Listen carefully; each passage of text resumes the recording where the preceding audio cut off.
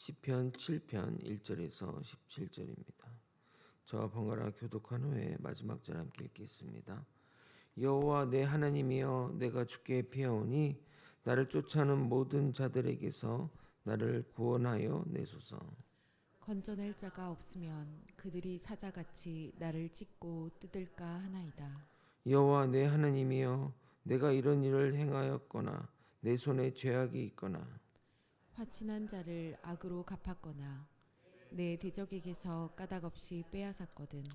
원수가 나의 영혼을 쫓아잡아 내 생명을 땅에 짓밟게 하고 내 영광을 먼지 속에 살게 하소서.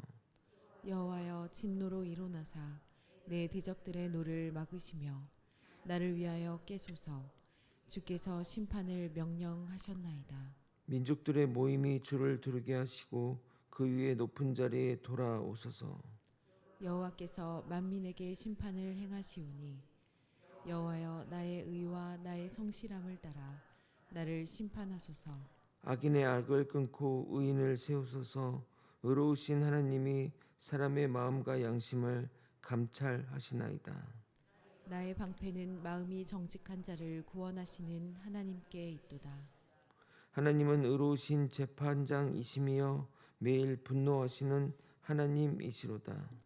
사람이 회개하지 아니하면 그가 그의 칼을 가시며 그의 활을 이미 당기어 예비하셨도다. 죽일 도구를 또한 예비하시며 그가 만든 화살은 불화살들이로다. 악인이 죄악을 낳으며 재앙을 베어 거짓을 낳았도다.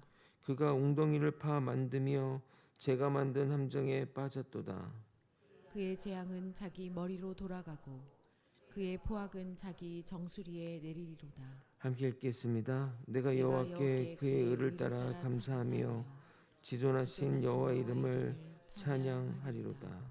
아멘. 시편 7편의 표제를 먼저 설명드리도록 하겠습니다.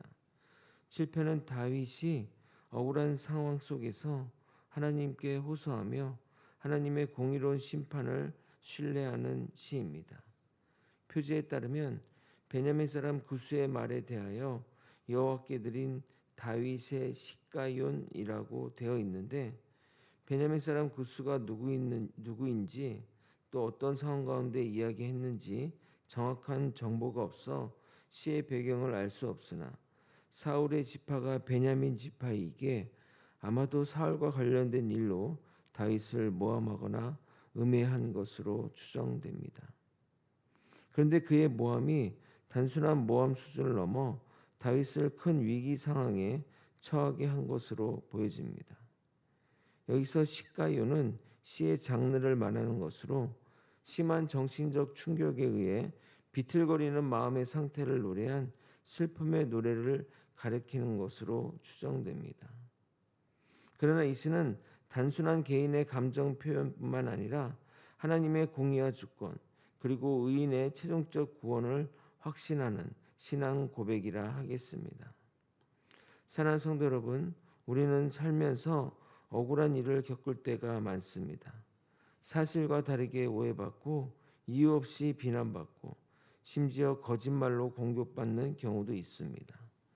그럴 때 우리는 어떻게 반응합니까? 분노합니까? 억울함을 풀기 위해 사람을 찾아다닙니까? 아니면 포기하고 체념하십니까? 오늘 시편 7편은 바로 그런 상황 속에서 다윗이 어떻게 반응했는지를 보여주고 있습니다. 다윗의 행위를 따라 그런 상황 속에서 함께 다윗이 행하는 그것들을 함께 행하는 저와 여러분이 되시길 예수님의 이름으로 소원합니다. 다윗은 그의 시를 이렇게 시작합니다. 1절입니다. 여호와 내 하나님이여, 내가 주께 피하오니 나를 쫓아오는 모든 자들에게서 나를 구원하여 내소서. 다윗은 억울함을 사람에게 풀지 않고 하나님께 가져갔습니다. 우리는 문제가 생기면 종종 사람에게 피합니다. 또는 권력, 또는 인맥, 세상적인 방법 등을 찾습니다. 그러나 다윗은 하나님께 피했습니다. 왜입니까? 하나님이 궁극적인 판단자이시기 때문입니다. 그러므로 억울함이 있을 때 가장 먼저 해야 될 일은 문제를 해결하기보다는 하나님께 나아가는 겁니다. 이 사실을 우리는 너무나 잘 알지만 돌이켜 생각해 보면 잘 그러지 못하는 것 같습니다. 이어서 다윗은 놀라운 고백을 합니다. 3절부터 5절입니다. 여호와 내 하나님이여, 내가 이런 일을 행하였거나 내 손에 죄악이 있거나 화친한 자를 악으로 갚았거나 내 대적에게서 까닭없이 빼앗았거든 원수가 나의 영혼을 쫓아잡아 내 생명을 땅에 짓밟게 하고 내 영광을 먼지 속에 살게 하소서. 다윗의 이 말은 내게 죄가 있다면 내게 벌을 내려도 좋다라는 말입니다. 정말 다윗이 죄가 없고 완전 무결한 자라는 말인가요? 아닙니다. 죄인은 없나니 하나도 없는데 어찌 그럴 수가 있겠습니까? 이 말은 모함하는 자의 고발 내용이 사실이 아니라는 겁니다. 사실이 아닌 것을 모함받고 있으니 얼마나 억울하겠습니까? 여러분은 이런 경험이 있으십니까? 정말 사실이 아닌 것으로 비난받는다면 잠이 안 올 것입니다. 저도 그런 경험이 있었는데 솔직히 말씀드리면 궁극에는 하나님께 나아갔으나 처음부터는 그러지 못했습니다. 나의 억울함을 해소하기에 이 사람 저 사람 만나며 사실이 아니라고 항변했던 것 같습니다. 그러나 사실 그렇게 항변해도 상대방이 진정 믿는 것 같지 않아 답답할 따름입니다. 그래서 결국 하나님께 나아갔던 것 같습니다. 왜냐하면 하나님은 나의 억울함을 진정 들어주시기 때문입니다. 우리가 반드시 명심해야 할 것은 하나님은 우리의 재판장이시라는 겁니다. 과거뿐만 아니라 현재와 미래의 모든 일 가운데 재판장이십니다. 그러기에 우리는 주님께 나아가야 하는 것입니다. 8절을 여러분이 한번 읽어보도록 하겠습니다. 시작.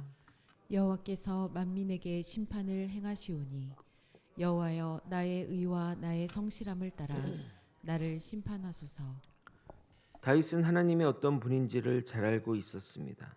그것은 사람에게는 속일 수 있으나 하나님에게는 속일 수 없다는 겁니다. 그래서 참된 신앙인은 하나님 앞에서 정직하게 고백합니다. 하나님 앞에서조차 정직하지 못한다면 그의 신앙의 상태는 정말 심각하다 하겠습니다. 9절에 매우 중요한 말씀을 이야기합니다. 9절 후반절입니다. 의로우신 하나님이 사람의 마음과 양심을 감찰하시나이다. 사람은 결과만 보고 겉모습만 봅니다.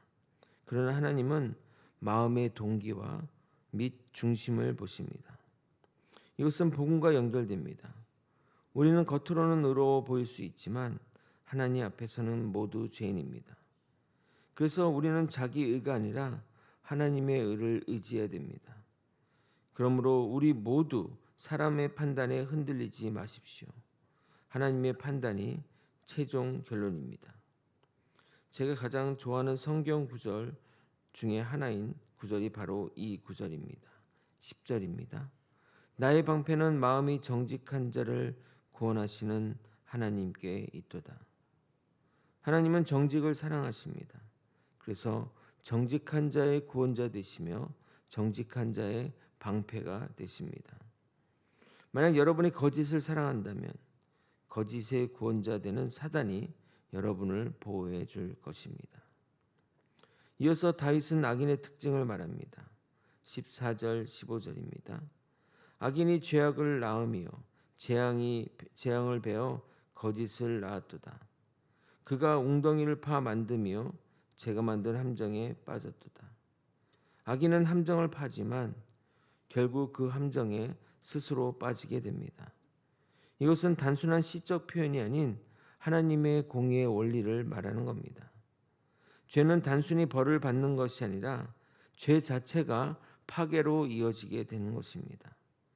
거짓은 더 큰 거짓을 낳고 미움은 더 큰 파괴를 낳습니다. 그러므로 우리는 악에 대해 조급할 필요가 없습니다. 하나님의 공의는 반드시 드러나기 때문입니다. 다윗은 매번 마지막에 하나님을 향한 찬양으로 마무리하고 있습니다. 17절을 여러분이 읽어보도록 하겠습니다. 시작. 내가 여호와께 그의 의를 따라 감사하며 지존하신 여호와의 이름을 찬양하리로다. 다윗은 상황이 완전히 해결됐기 때문에 찬양하는 것이 아닙니다. 하나님의 공의를 신뢰하기 때문에 찬양하는 겁니다. 이것이 바로 참된 신앙인 것입니다.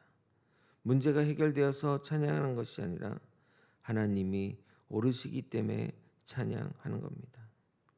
말씀을 정리하겠습니다. 사랑하는 성도 여러분, 억울한 일이 닥쳤다는 것은 우리의 신앙을 드러내는 시험의 순간입니다. 그때 우리는 이 세 가지를 기억하십시오. 하나님께 피하라, 하나님 앞에서 정직하라, 하나님의 공의를 신뢰하라입니다. 그리고 마지막 우리의 최종적인 의는 우리 자신에게 있지 않고 오직 예수 그리스도 안에만 있습니다. 우리는 완전한 의인이 아니지만 그리스도의 의로 의롭다함을 받은 자들입니다. 그래서 우리는 억울함 속에서도 무너지지 않습니다. 왜냐하면 하나님이 우리의 구원자이시기 때문입니다. 어떤 상황에서도 주를 신뢰하며 주께 나아가 우리의 억울함을 토로하고 또 주께 위로함 받으며 하나님이 최종 심판해 주시기를 간절히 소망하는 저와 여러분이 되시길 예수 그리스도 이름으로 축원드립니다. 아멘. 기도하시겠습니다. 하나님 아버지, 우리의 억울한 상황과 또 힘든 상황 가운데 여호와께 피하는 그 신앙을 가지게 도와주시옵소서. 우리는 하나님 앞에서 정직해야 할 줄 믿습니다. 왜냐하면 하나님은 공의의 하나님이시기 때문입니다. 이 모든 어려운 상황과 힘듦을 역전시켜서 하나님의 나라가 이 땅에서 실현되고 하나님의 뜻이 오롯이 서는 그 나라가 되기를 간절히 소망하오니 주여 어서 오시옵소서. 이 믿음 이 신앙 끝까지 붙들고 살아가는 우리 모두가 될 수 있도록 역사하여 주시옵소서. 사랑이 많으신 예수 그리스도 이름으로 기도드리옵나이다. 아멘.